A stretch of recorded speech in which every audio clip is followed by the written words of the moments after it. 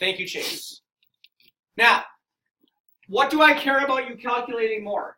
Independent events or dependent events? Independent. I care more about this one. I showed you how to do this one. I at least gave you the formula. I don't care as much about that. Here we go. So the difference between an independent and a dependent event. You ready? Yeah. Independent events are events that do Not. impact other events. Dependent events are events that Do. So the only difference is one impacts the other and the other one has no impact. So we got the do not here and we got the do here. Yes, no? Yes. This formula is a must. The probability of independent events is when you take whatever happens the first time, which we're going to call event 1 or A, and you multiply it by whatever happens the second time, which we're going to call event B or event number 2. Yes, no? Yes. And here's our example. We have a bag of marbles. Yay, right? Yes. And in the bag of marbles, we have how many blue marbles? 3. And we have how many black marbles? 4. And we have how many red marbles? 2. 2. Yes or no? Yes. The question is, oh, and by the way, this is vital. We're going to draw marbles out of the bag, but every time we draw a marble, what do we do with it? Put it back. We put it back. Yes, no. Right?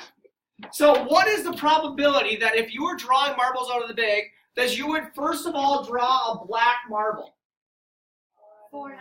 How many black marbles are in the bag? 4. How many marbles are in the bag altogether? 9. So, but that's theoretical probability, right?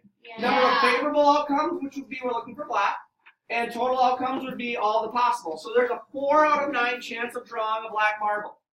Do we put that black marble back in the bag? Yes. So how many marbles are in the bag again? 9. Then we want to know what is the probability of drawing a Blue. blue. How many blue marbles are in the bag? 3. And again, how many marbles are in the bag? 9. You okay over there?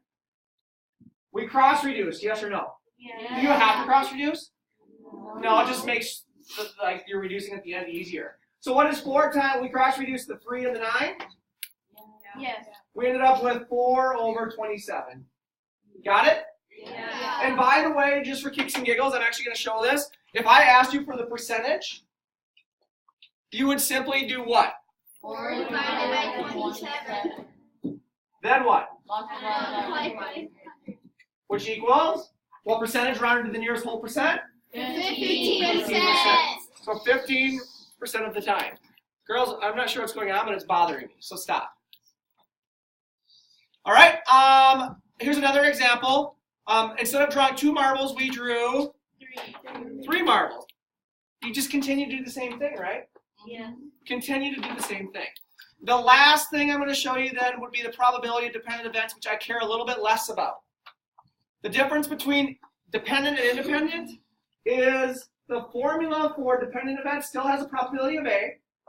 It still has the probability of B, but the difference is the probability B after you do A. Yes, no? Yes. Okay, so quick example, just to show you. I have a boy, and I have a girl. I draw a boy. What's the probability of drawing a boy? 1/3. I have a boy, and a girl. 2/3. What's the probability of drawing a boy? 2/3. There are 2 boys out of 3 total kids, right? Yes. Okay, so that boy just got kicked out of class. Now I want to know what's the probability of drawing a boy again? 1/2. Well, there's only 2 people left. 1/2. So what's the probability of drawing a boy and a boy when you have those many kids, this many kids in class? It is 2 over, 6. which equals, 1/3. and that is an example of that formula right there.